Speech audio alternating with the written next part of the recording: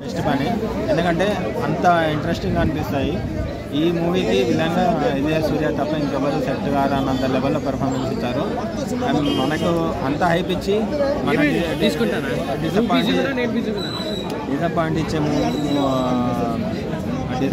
Moment ఏంటిది అంటే climax regular commercial plot ఏదైతే ఎండ్ చేస్తారో అలా ఎండ్ చేస్తారు.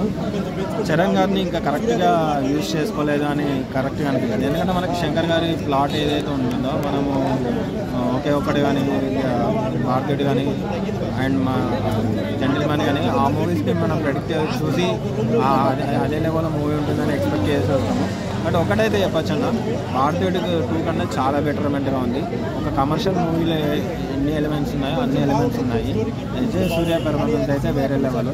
బట్ చరణ్ గారిని ఇంకొంచెం యూజ్ చేసుకుంటే బాగుండేది. బట్ అక్కడ కూడా చరణ్ గారిని ఒకటే రోల్లో ఉంచకుండా డిఫరెంట్ రోల్లో ఉంచారు. అక్కడ అది చాలా ప్లేస్ అయింది. కానీ దానికి తగ్గట్టు కొంచెం స్క్రీన్ ప్లే మనకు బెటర్మెంట్గా తీసుకుంటే బాగుండేది.